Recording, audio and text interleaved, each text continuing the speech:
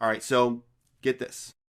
Donald Trump, the guy who built a personality cult around not starting stupid wars, has, in a shocking twist that surprised, you know, absolutely no one with a functioning brainstem, immediately cannonballed the United States into, what is this, another goddamn Middle Eastern conflict.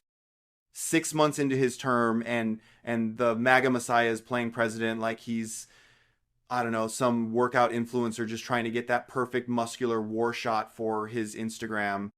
It's utterly catastrophically predictable. The authoritarian freak just couldn't, it seems, resist the allure of looking strong while, potentially kicking off World War III. While he's busy posting these pathetic fist pumping photos of himself like some kind of decrepit Rocky Balboa, his most loyal, most fanatical followers are having a complete and total meltdown. You can almost smell the smoke and hypocrisy all the way over here.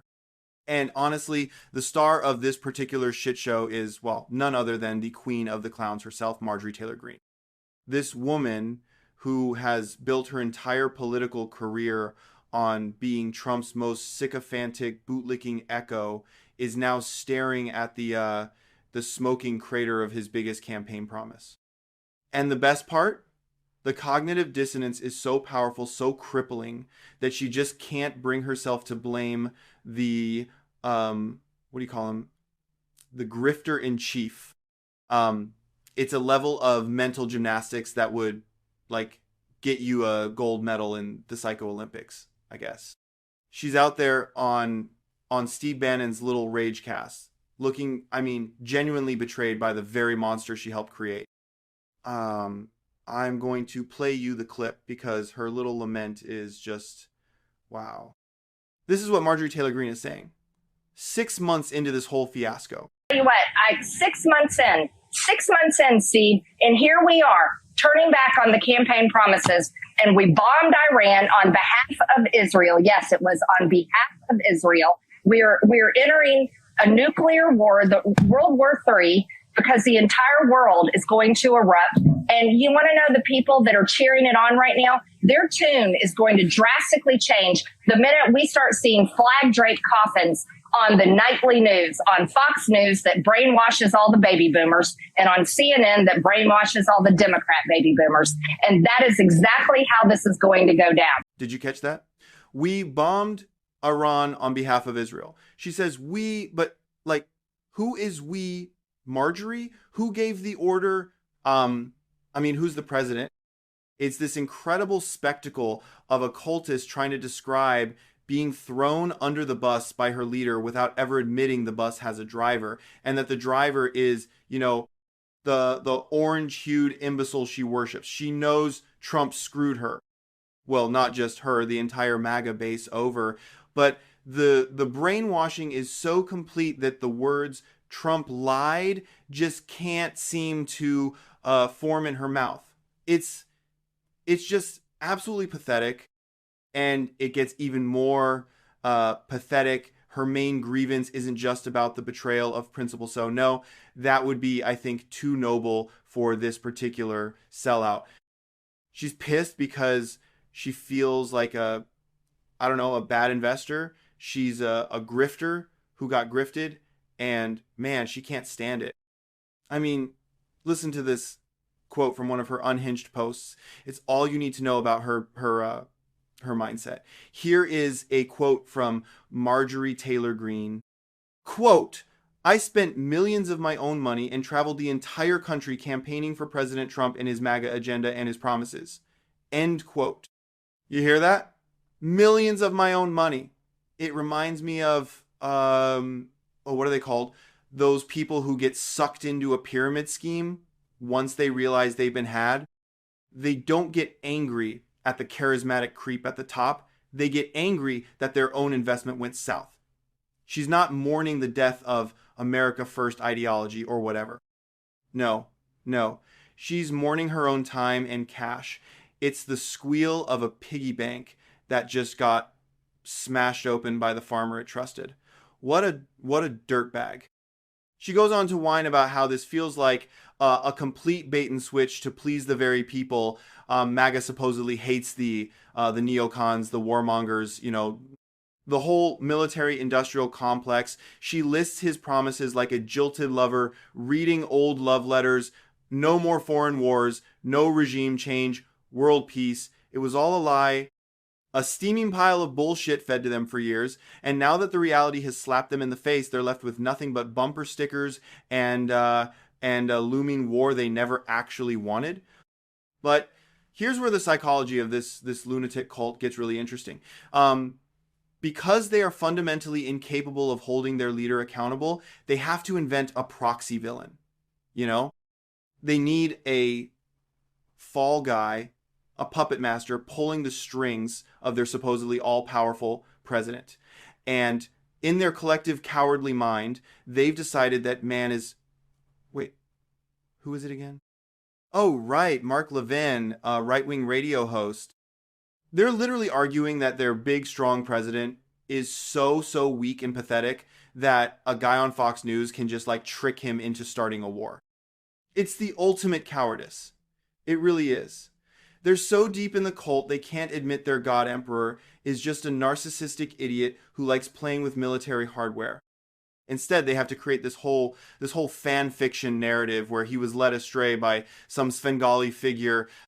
Marjorie Taylor Greene even tries to spin Trump's blatant lie about a ceasefire as something Levin got big mad about. This is what she said, quote, "President Trump's ceasefire has nasty neocon Mark Levin big mad at President Trump." End quote. See? It's not Trump's fault for being a gaslighter. It's Levin's fault for getting mad at him. The logic is it's a total mess.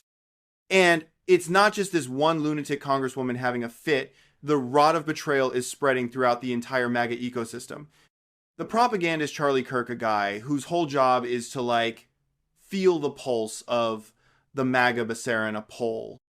He asked his followers, the most extreme of the extreme cultists, if they supported a US-led regime change in Iran. You'd think with all the war drum beating from the top, they'd be all for it, right? Wrong. A whopping 69% said no. That's a super majority of his own audience telling him, and by extension Trump, to piss off with this new war. This is a full-blown rebellion brewing within the ranks of the willingly blind. You've even got other congressional clowns like Matt Gaetz bringing on fellow Republicans to lament this turn of events. He had Representative Andy Ogles on his show, and Ogles basically recited the old America First gospel that Trump used to preach before he, got bored and decided to start bombing people. It's wild to see them echo the exact talking points their leader has now completely abandoned. Here, listen to this clip from Matt Gaetz' show. This is what one of Trump's own party members is saying about this stupid push for regime change. Do you think Israel's goal in continuing the campaign is regime change? And if so, has the Congress done any planning for what the day would look like after the fall of the Ayatollah in Iran? Well, let me be clear. There's no need for U.S. soldiers to have boots on the ground. Nobody wants to get caught up in another protracted Middle East war. And a regime change, that's conversation for the Iranian people, not for the U.S., not for Israel. So that's the original MAGA promise right there. Coming out of another man's mouth, while the supposed leader of the movement is doing the exact opposite. But of course, does Matt Gaetz direct his frustration at Trump? Does he call out the president for this hypocritical garbage? Hell no. Like the spineless coward he is, he immediately pivots and attacks the designated whipping boy, Mark Levin. And surprise, surprise, he has to throw in some casual misogyny saying Levin sounds like a shrill woman screeching for America to fight more wars. You just can't help yourself. Can you, Matt? The mask always slips with these creeps. This whole thing has devolved into I don't know what to call it, a glorious snake eating its own tail spectacle. The right-wing outrage machine, which is usually aimed at Democrats or immigrants or books, has turned inward. It's a circular firing squad of the stupid Mark Levin, feeling the heat, fires back at MTG, calling her a shameless nitwit. She then replies with, wait for it, the devastatingly clever comeback that her last name is spelled Green, not Green. I mean, the intellectual firepower on display is just staggering. You truly love to see it. They're all at each other's throats, calling each other morons and traitors, all because they're too damn scared to criticize the psycho who's actually responsible, right? This pathetic slap fight gets even more revealing when you look at how Levin deals with his own audience. It's not just MTG he's attacking, it's his own fans. A veteran, a guy who actually served in Iraq, calls him out, saying Levin never served and that it's not America's business to get involved. A totally reasonable America First take, right? Levin's response, quote, hey asshole, nukes morons are for us, end quote, classy. He just mashes his keyboard with his sausage fingers, spitting insults at the very people he pretends to respect. It's a masterclass in chicken hawk projection. It just keeps spiraling, calling another critic's mother a bastard's mom, and on and on. So in the end, the entire MAGA movement is embroiled in this nasty civil war, tearing itself apart in comment sections and on cable news. They were sold a populist anti-war fantasy and were delivered, what is this? A neocon's wet dream, all to benefit Trump's indicted buddy overseas and to give Trump a few more strongman photos for his social media feed.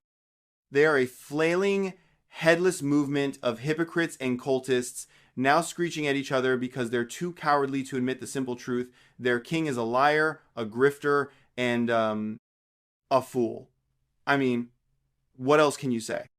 Well, thanks so much for watching. I really appreciate every one of you. Drop a comment, smash that like button. The YouTube algorithm gods will thank you. Share the video, hit the bell, and subscribe. All those little clicks motivate me to keep bringing you the latest updates. Thanks again, and I'll catch you in the next breaking news video.